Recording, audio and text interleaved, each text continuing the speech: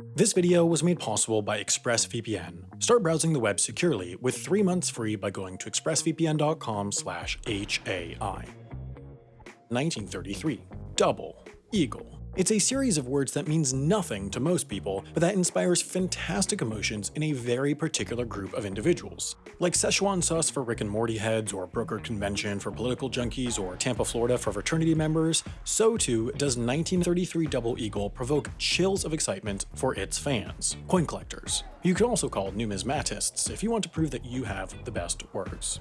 You see, from 1907 to 1932, the United States Mint produced something called the St. Gaudens Double Eagle Gold Coin.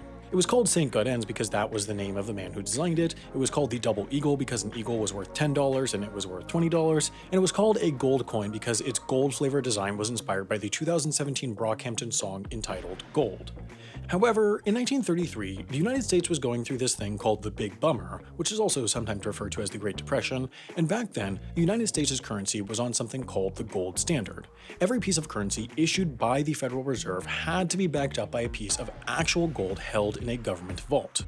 Of course, that meant that in order to make the money printer go brrr, you had to have actual gold, and it did so happen that the US President, Franklin Roosevelt, requested for the money printer to go brrr.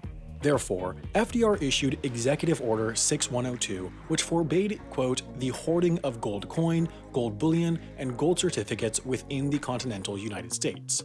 By the way, if you were wondering, we moved off the gold standard in 1971, and now the US dollar is backed up by nothing but trust, apple pie, and the American dream. Anyways, when FDR issued Executive Order 6102, the US Mint had already produced a whole new batch of double gold eagles, but of course, the US government didn't want to be distributing more gold coins when their whole goal was to have people turn in all their gold coins, so they ordered all those beautiful new 1933 double gold eagles to be melted down, apart from 2 which were to be presented to the US National Numismatic Collection, which is a thing that exists for some reason. And of course, that should have been the end of it, but we're only halfway through our 6-minute watch time, so you know it isn't, because while there should have been only 2 left, we now know that at least 22 remained, which of course means that 20 were stolen. That's why ownership of these coins is illegal, because all but 2 were supposed to be melted down in 1933. Any 1933 Double Eagle currently out in the world can only exist and not be a melted down hunk of metal because it was stolen from the US Treasury in 1933.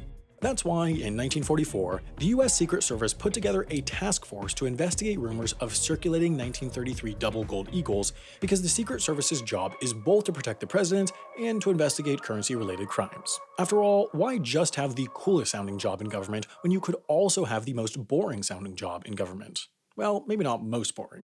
Looking at you, comptrollers. Anyways, in 1944, the Secret Service tracked down 7 coins, stolen by a US Mint cashier and passed through Philadelphia jewelry dealer Israel Swit, and melted them down. Soon after, they found and melted another one, and in 1952, one more. Then, in 2005, over a half-century later, they found 10 additional 1933 gold eagles in possession of Swit's family, and after a lengthy court battle, the coins were declared to still be US government's property and are now held in a vault at Fort Knox. But if you've been counting carefully, you'll have noticed that that's only 21 coins. 2 in the numismatic collection, 9 melted down, and 10 in government possession, and of course, in total, there were 22. You see, before any stolen double eagles were made known to the US government, King Farouk of Egypt bought one from Israel Swit in 1944, and when he did, he applied for an export license from the US Treasury. Now, of course, what should have happened was the Treasury said, actually, sorry, but no, that coin is legal to own, and the one you have was clearly stolen from the US in 1933, and we need it back. But what they actually said was, sure.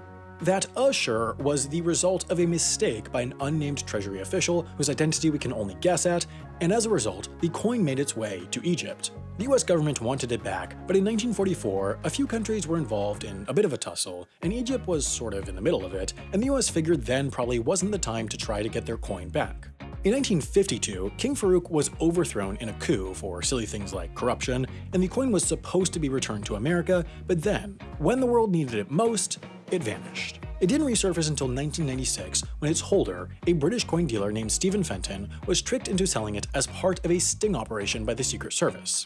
Fenton was arrested, but after a long court battle, the US government and Fenton agreed to sell the coin at Sotheby's and split the profits. Profits which totaled $7.59 million when the coin was sold to an anonymous buyer who is now the proud owner of the most expensive $20 in the world.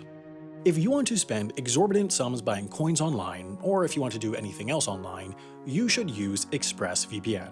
I'm very excited to have them sponsoring HAI because I've been using ExpressVPN for years, and I think it's certainly the best VPN of the many I've tried thanks to its reliability and simplicity. With more people now working from home, VPNs are as important as ever to make sure that what you're doing online stays secure.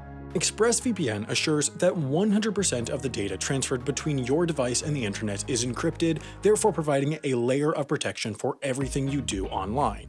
In addition, you can route your traffic through any country to be extra sure it's safe against government surveillance, or even just to get access to a bigger selection of online entertainment. Best of all, you can try ExpressVPN with 3 months free by going to expressvpn.com/HAI.